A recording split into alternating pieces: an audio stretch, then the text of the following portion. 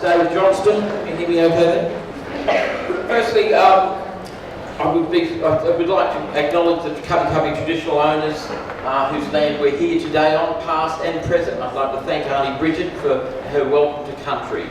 I would like to also thank the Sunshine Coast Reconciliation Group, Meredith and Helen, for inviting me to come and speak today.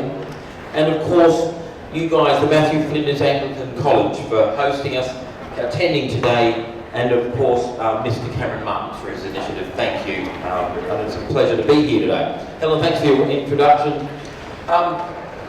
So, I'm a little bit of background about myself. I'm an archaeologist and anthropologist. I've been working as such for 29 years. It gets me all over the country. My passion is looking after Australia's, working with traditional owners around the country and looking after Australia's heritage. I call it is Australia's heritage. 65,000 years, probably maybe 70,000. We've got the dates of Mudgee BB up in Northern Territory. And I maintain that Australia is still finding itself its feet as a country and as a nation, and who we identify as people, as Australians.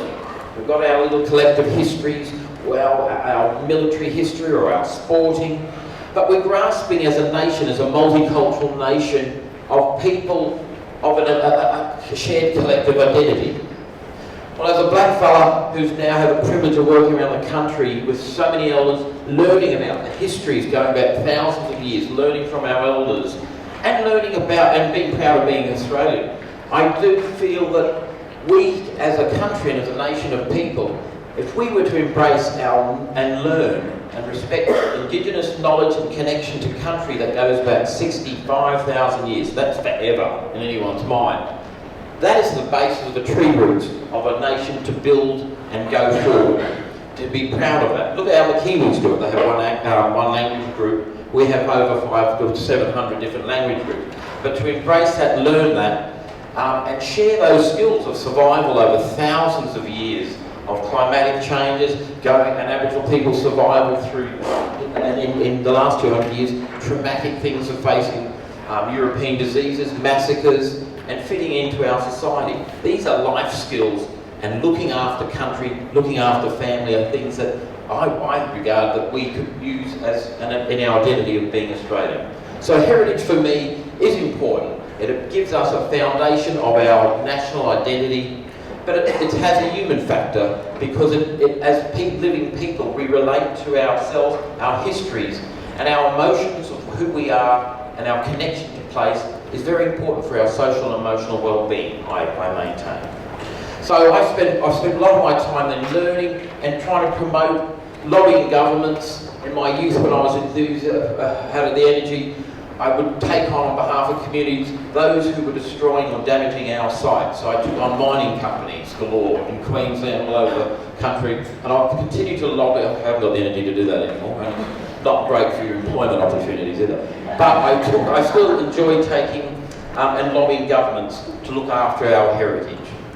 And I'm going to talk about some of those today, some of those themes and issues, the challenges we face in looking after our heritage.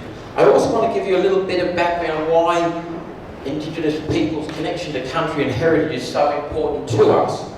But I also want to share how this is not only for Indigenous peoples, we can all in our lifetime appreciate our families, our place, and the custodian responsibilities that come with that is looking after your family and your country for your kids' future. That is good leadership. They talk about ethical leadership, and I use a lot of ethics to give a moral case for arguing why we need to protect it. But we need to be looking after our future, our children's future, and that is caring for country. And if you know your place and have a shared history, that's why I'm delighted to be here, shared histories, and we do have that today. If we share that, we share the values and we share the responsibilities of looking after country, looking after place, and looking after ourselves and our families. So that's the basis. So I'm still passionate about that because I think it's important. And I've had the privilege of being taught by so many elders those values and taken under the wing. So I'm delighted to be here today to share some of my views. So a bit of background for myself. I was, as a child, I was adopted out because of, it was part of the old process of the assimilation policy. I don't know who my parents are to this day of my genetic folks. I was put into the orphanages and I was adopted out because of the colour of my skin. It was a policy that was in Australia and up until 1971. I was very lucky though. I was adopted by this wonderful couple, non-Indigenous, my parents who worked for Aboriginal communities around the country. Mum was a teacher, later principal, and worked from Warrabinda, Palm Island, all our Aboriginal communities in Queensland. I'm an old Queenslander. I live down south these days. And my family adopted 5 kids, and I'm one of them. And we had this beautiful family, Mum being an English teacher by trade. My dad was a lighthouse keeper when I grew up. So I grew up along 5 different lighthouses along the Barrier Reef and up to Torres Strait.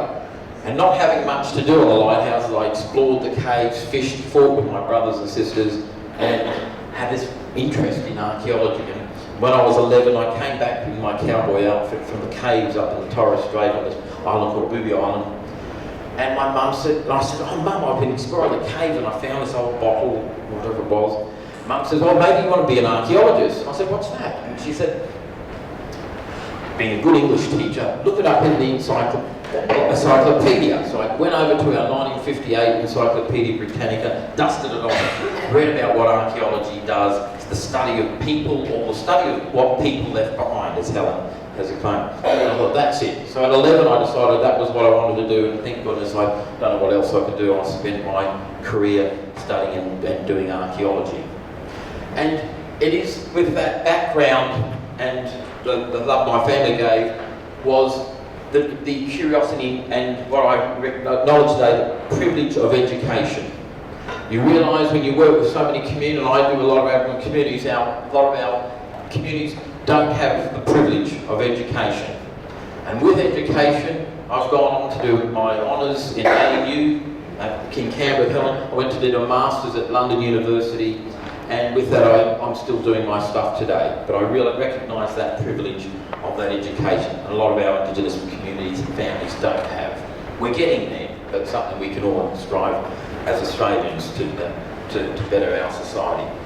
So, sorry, my talk then today, so I went on and did studies. I've worked now for 29 years. I've done that literally with my colleagues, a few thousand heritage projects. I just came from an excavation 2 days ago. I work with a lot of communities developing heritage projects or doing them, setting up processes in communities, councils. I don't take mining companies to work at the court anymore when they're destroying sites, but I do a lot of lobbying to get better heritage protection. I'm staying with my colleague Jace Fields and his family. We were advisors to the Commonwealth Ministers for many years on the Environmental Heritage Protection Act on Indigenous policy. We continue trying to lobby to get better policy. What's happened over time, and I'm going to go through it very briefly and talk about the challenges of that, is that we develop various policies, legislative processes, but they've been what we call, as John Mulvaney, our godfather of Australian archaeology, these legislations were dumbed down by Commonwealth during times of economic boom. The might of industry during and the hunt for mineral resources and things which are important, and when money comes to account, take down, and you'll see how environmental policies and laws change. And this is something I'll put to you as students. You've got to be in there to have a go to make sure our society is looking after itself, its country, its heritage, and its environment. So our legislations have changed during those mining booms, and Aboriginal heritage or Indigenous heritage being the poor cousin. Certainly our policies went really out the door. Some states, Queensland has been one that hasn't had a very strong effect on heritage legislation to protect Indigenous sites to the extent we want. It comes and goes with political agendas over time, but it's always a challenge for me and for Indigenous peoples, and as we raise awareness to the public who also share those values, it is important to have some minimum standards. So Australia, I call it Australia's greatest unrealised asset, because we don't know all about it yet, and that's why I love getting a chance to talk with our elders and sharing, educating and and bringing you on a journey with us so you can also share and tell others as well. So it's understanding Aboriginal and Torres Strait Islander people's perspectives and values in archaeology and cultural heritage management. Now I'm not going to bore, for many I raised some of these, what were the standards we had set up in policies, which maintain minimum standards of heritage recognition, recording and protection. Now I'm not going to bore you with these, but some of these were important, and I'll skip to what we said, and Helen went through some of these. World Archaeological Codes of Ethics, working with Indigenous. As Helen said, archaeology was very a white, Eurocentric, science-based, not even social science-based, and without including the people that we studied with. So for a lot of us, we go back to these declarations, because a lot of in relation to Aboriginal heritage, there's only, and I've been involved with 4 or 5, 6 of those, in setting them up. And we always just get guidelines for Indigenous stuff. Everyone has legislation to make, oh, if you do that wrong or destroy that, we're going to prosecute you. When it comes to Australia's Indigenous, they won't put it in legislation so much. It'll be a guideline. You shouldn't do that. And often these ones, like the ask for guidelines and things, we actually initiated them. So look, you shouldn't do that because it's really part of Australia's, you shouldn't destroy that site because it really is part of Australia's heritage. So we've never really got any legislations or very strong for those who deliberately go out and destroy an Aboriginal burial ground or say on a mine or something. We don't have the teeth to be able to prosecute, to say, hey, you can't do that. We recognise that as an important place for all Australians. So we're still lobbying towards that. But one of the things I wanted to say, sorry, before I go into that, I'm going to give a couple of case studies of the areas that I work.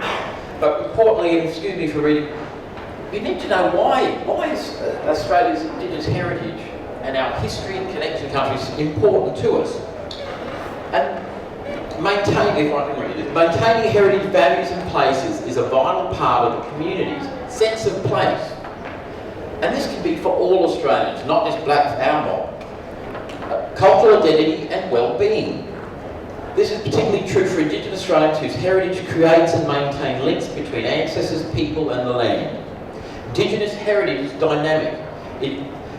There are many groups as well. My views are different to maybe some of the aunties over here. We are dynamic. There's a lot of different views, so it's not just one view. But our culture is dynamic. It includes the tangible, the visible and intangible, those things that you can't see. Expressions of culture that link generations of Indigenous peoples over time. Indigenous peoples express their cultural heritage through the person, their relationships with country, people, beliefs, knowledge, law, language, symbols, way of living, the sea, land and objects, all which arise from Indigenous spirituality.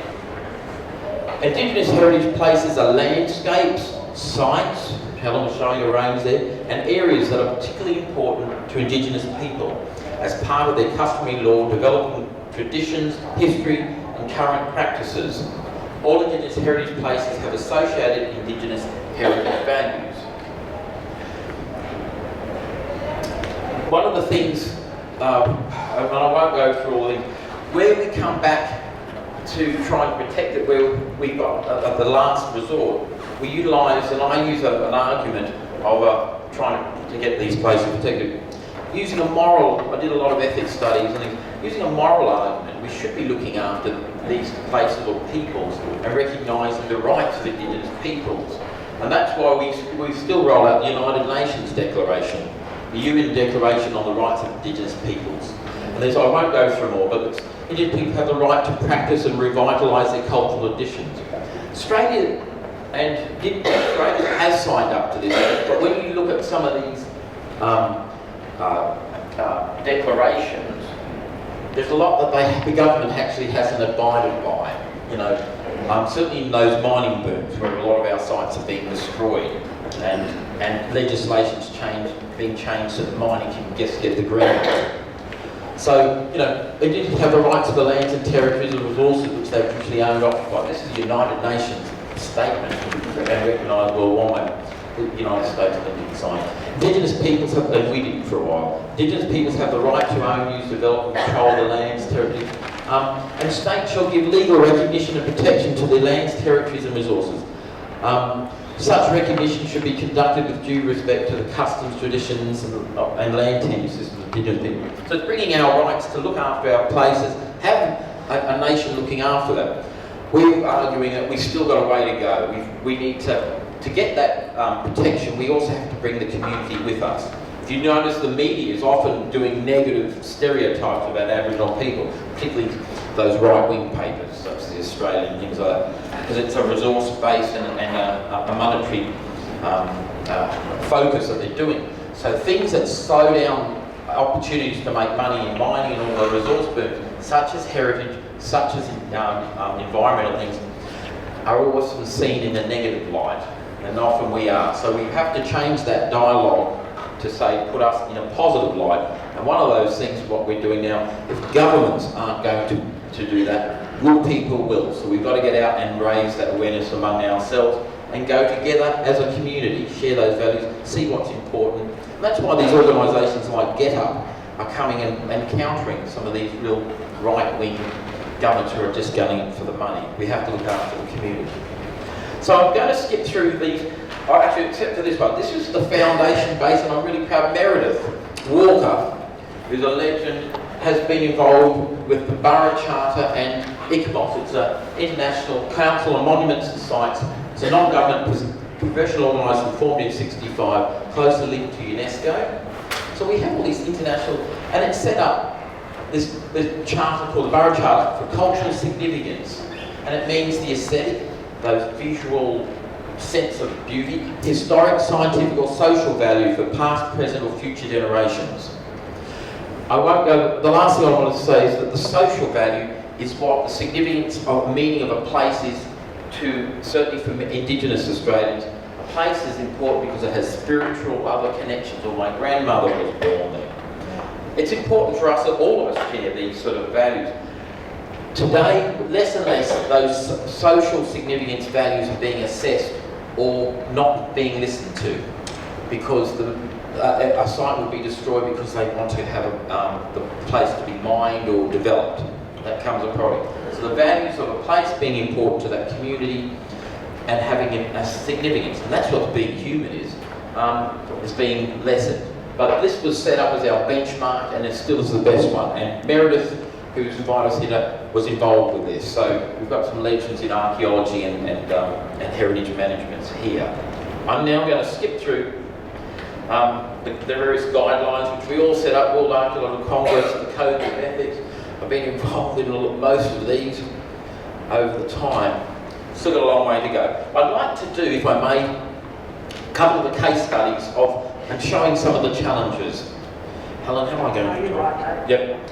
And firstly, I'm in privilege. So I've worked from Cape York to Point Nepean. I'm down with the Boonwurrung at the moment. I'll eventually get my way back up to North Queensland. But it is a privilege. And I've been working as a consultant doing environmental impact assessment work, as well as other voluntary stuff. But one of the communities I've worked with for many years, some communities at Normanton I've worked for 30 years, the Canberra mob, the Ngunnawal Nambia I've worked for over 30 years with, still doing today, and it is a privilege. The Midikudi are up from Cloncurry. And that Cloncurry region is about 8 hours west of Townsville, an hour and 15 east of Mount Isa. And it's a pocket, a mineral pocket, where there's a lot of mining happening, and there's so a lot of pressures to protect the sites. It's known as the world's richest mineral province. I was basically living up there, working with the Midikudi for 10 years in that last boom. And the further west you go, outside of your popular and more liberal towns and things, the harder it is to get legislation or protection of sites. It's the Wild West out there. I've dealt with this a lot in areas, and there's a lot of racism in our country, a hell of a lot. And so to try to protect sites of important to Aboriginal people, where the town's owned by the mayor, who's the property owner, his wife's on the land, the board for the Western Lands or whatever, it's difficult to make social change. A lot of towns like Cloncurry, the Midikudi people, there's 70% Aboriginal in the town, yet there's not one Aboriginal sign, business or or anything that shows a shared economy that is the majority for Indigenous. It's all about the non-Indigenous, and there's a lot of change that's needed. So trying to protect sites there is a real challenge, particularly when you have a mining company, and there's 20, 30 different of the world's biggest mining companies there, whose interests are to mine, not necessarily the social fabric of that community. So we have a lot of challenges. So the Midikudi are amazing. They've taught me so much over the years, as with all communities that I've worked with. They also have a lot of, because of the mining going back there 200 years, a lot of the community married into the Chinese miners. And one of them, when the Chinese company came recently, they said, they look like Chinese graves down there. Yeah, that's our grandfathers on the Chinese mining side. So the Chinese mining executives were like, my goodness, we've got ants, up here. Now, I want to go through some of the site types. One of the things we talk about the anthropologists doing native title. Well, between the Midikudi and Kalkadoon, they have their own border markers, and they're based on the boab trees from the escarpment. Midikudi are the river people, Kalkadoon are the hills people. And they put on these boab trees with the birds drop and they grow, what they call the emu prints, their feet.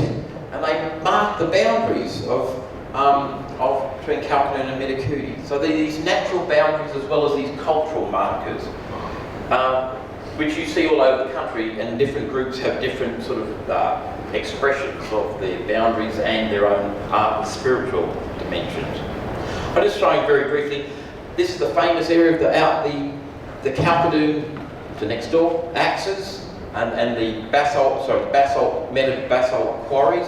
Midikudi have the same. And these stone has been exchanged. Stone axes are the most valued stone tool resource in all of Australia for chopping wood and making wood implements. It's so vital. You have to ground them down. So the basalt up on this Cloncurry Mount Isa area would be traded thousands of kilometres down the Channel country, going to spreading out in Queensland and all over southern in South Australia, coming into western Queensland and New South Wales. The range of sites, so we spent a lot of time protecting these sites. Now with the mining interests in those boom periods, it's been a challenge to try and protect these areas and these many sites. They're the Midikudi dolerite axes. They make axe plates that they exchange. They're rock art. The challenge with rock art, where you're mining and drilling underground, they're blasting, causes cracks in the sandstone. This is another one. They have initiated. There's a lot of stone features. They made huts around areas down in Gilnitramara country. They have basically shelters up here. They made huts for their initiation huts and ceremonies, and that's for the initiation tables they use.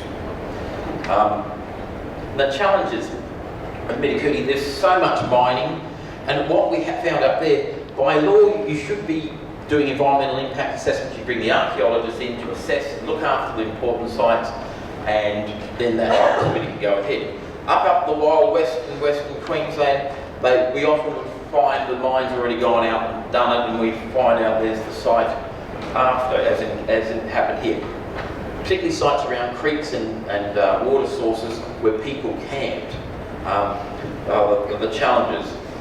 And we have this up there all the time. We had an area up there, was a borer ground, ceremonial area with a farmer knew it, so he built the dam in the middle of it.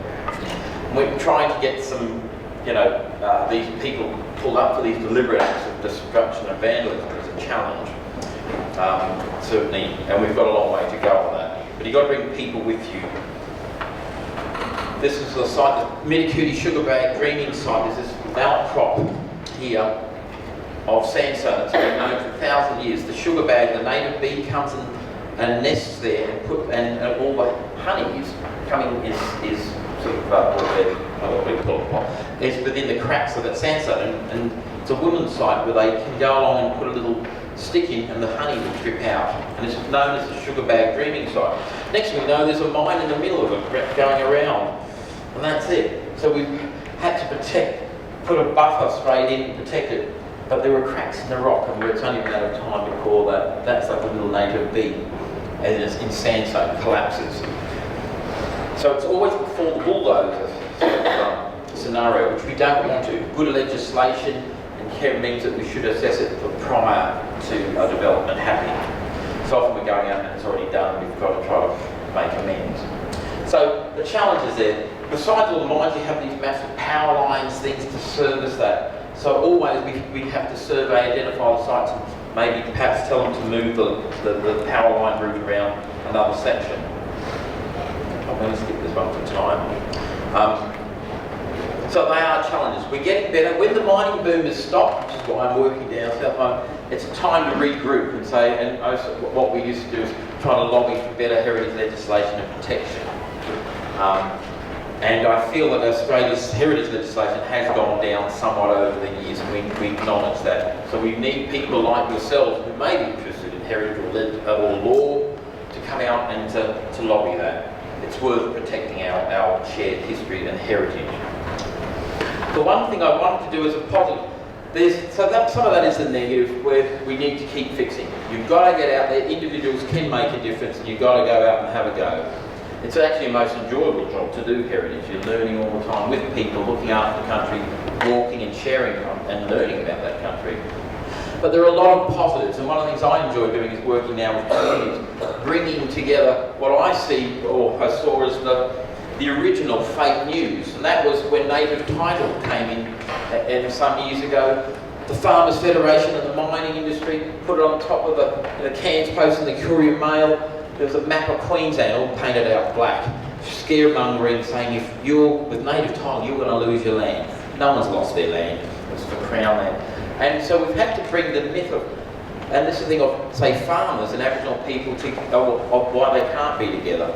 But one thing I know is this: people who care about country, and farmers and property owners who have been there for 1 or 2 generations, do care about firstly their family, but they do care about the country. So why not try to bring Aboriginal people and farmers together on their own terms, not through being divided through political scaremongering and false truths? And this is what we've attempted to do. And you can't believe how well it's going, and it's something, and it's bringing a community together through their own attachments to country, sharing, as I say, one place, many stories. And this is a case where we did a property at Millpost. It was outside of Bungendore. Friends of the property, the Watson family had been there 5 generations. The old fathers are buried up in the ashes in the hills and the creeks. And it's the traditional country of the Ngunnawal and Ngambri people. Helen and I worked together. She ran the heritage unit in Canberra a few years ago with these same families who I still work with today. But we found there, when they invited me to come out and have a look at the property to see if there's any Aboriginal heritage, and I went for a picnic. Lo and behold, we found this axe quarry site, an outcrop of metadolerite and basalt, which was our big source for the Canberra region and surrounds for the axes that we'd seen but never knew where it came from. So it blew me away. It was one of these amazing sites. And then the property owners were keen to meet the Aboriginal people, so I had to bridge it because there was always, the Watsons had never met any Aboriginal people. So our elders, Auntie Matilda House and Carl Brown and the Aunt Wally Bell came and met. And this is 2 years ago, the property owners have protected that site. Today, they provide kangaroo pelts for Matilda, who's the elder you'll see in Canberra, who welcomes the Queen. And their relationships are going. I'm running in September one of the AIM, Australian National University's campuses cultural induction days, where we bring the students out with the elders to camp on the Watsons' property. And I want to show you rather than rattle on about, we made a little documentary, the elders and that made, to share that experience. And what I hope to show you out of that is that in your community, in your town and area, there's your family you love, but you also can love the place and your home. And it's important for you as you grow and develop to ensure that that's in a good state of environment, as you say, for your kids. And you can share those places, and they can have many stories and histories. So we create one place, many stories. But it's how you feel about them, and it's, I guess, as you learn to become a leader, and you have the privilege of education, to stand up and to look after those places for your kids' future. But as a community, you can can share those values. We all have different views of what's important or not, but it's something that to consider, and I invite you to consider, because we make the world a better place through our own actions. And it's easy to go down and destroy and get rid of for a short-term thinking, but that's not good leadership. And it's something that we, as we evolve as leaders, need to be providing and showing our children to look after a place. And as our elders have done for thousands of years, have adapted and looked after the place, from fire, from management to it, but it's that connection to country, and we all can, I argue, as Australians. So if I may, if I have